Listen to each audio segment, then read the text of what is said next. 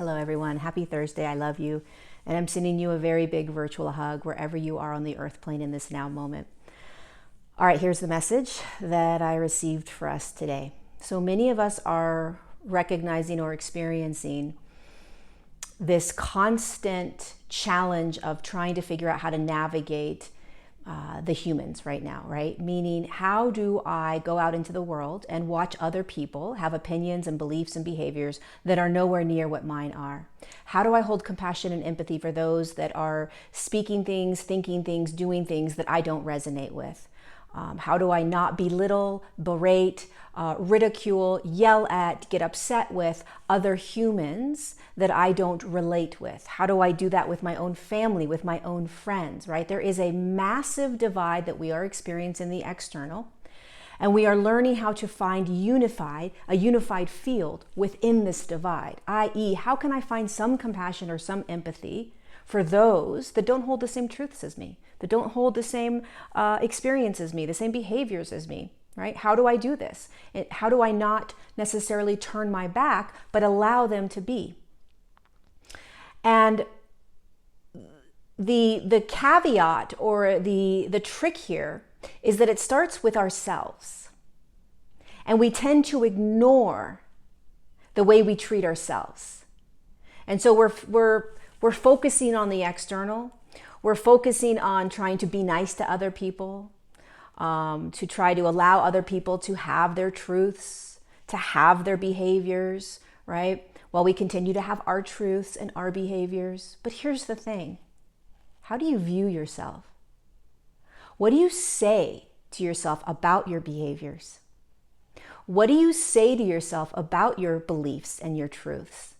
What do you say to yourself about how you show up in the world? What do you say when all the doors are closed and you're by yourself and you're looking at yourself in the mirror, or you're taking a shower, or you're changing your clothes? Do you even look at yourself in the mirror? Do you even acknowledge yourself?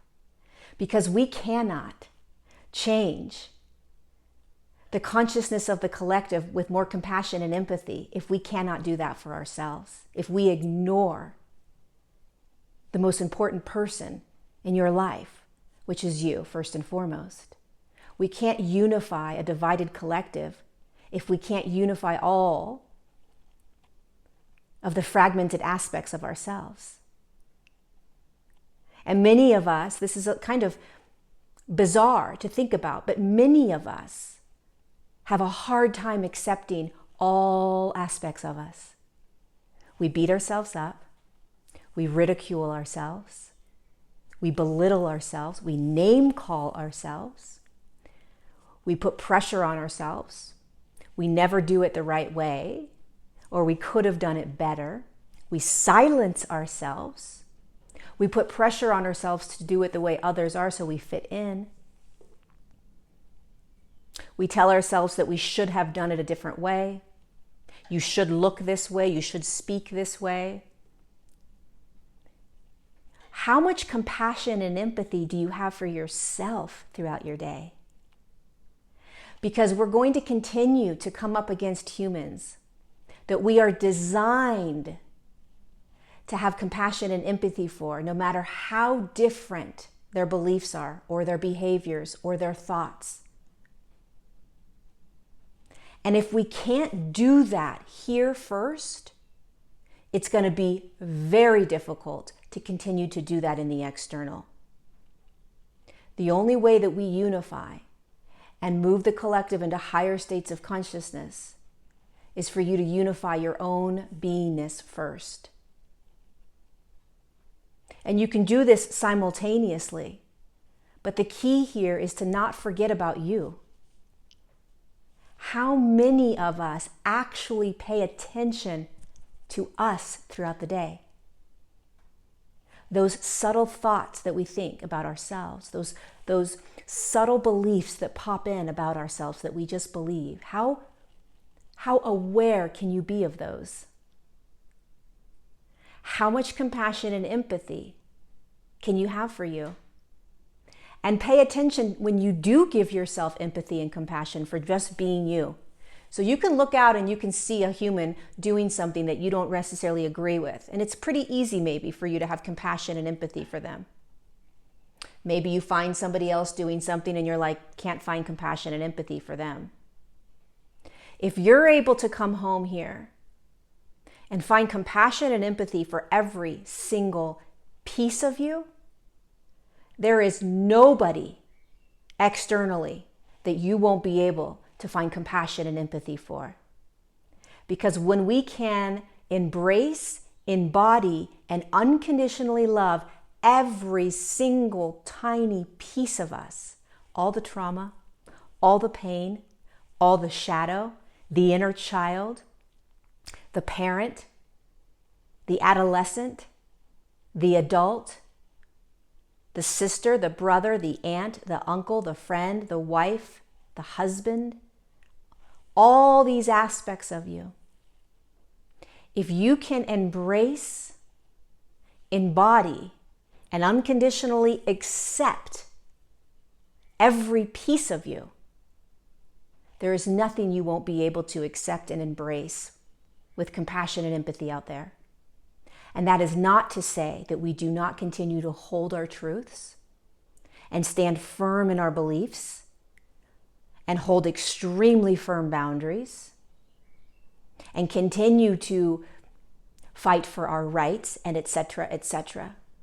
But what this means is that we are going to be spinning our wheels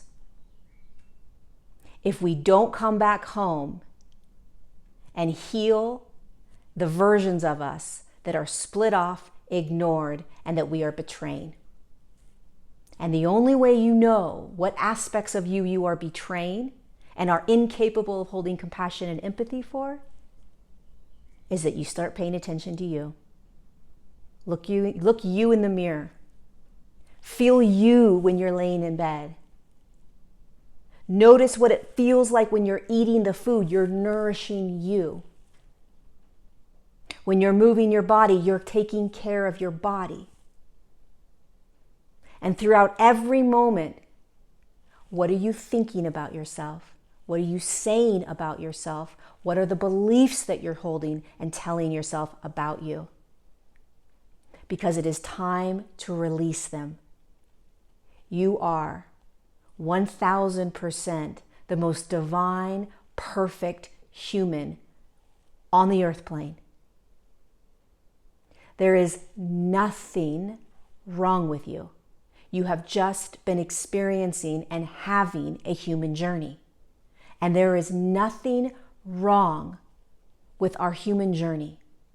There's nothing wrong with our trauma and our shadow and our limiting beliefs, our behaviors, our addictions.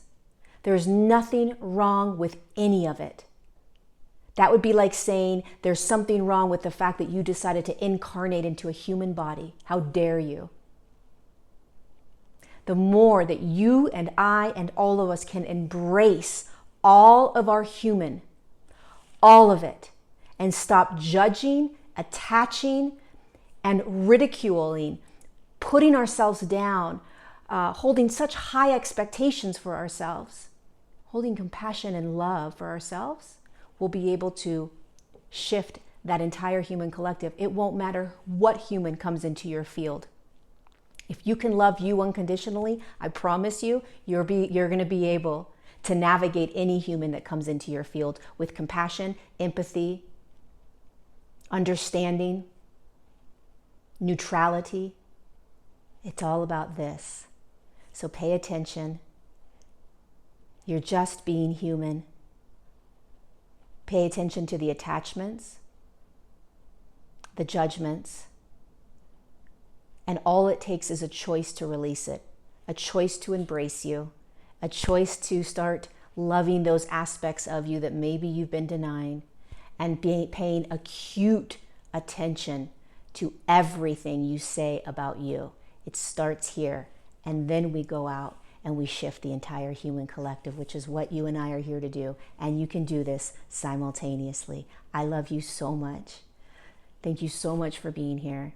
And the greatest gift that we can give humanity, the greatest gift that we can give ourselves, is to come back home, to come into our whole, complete soul, loving every aspect, and then going out and doing the exact same for humanity. I love you.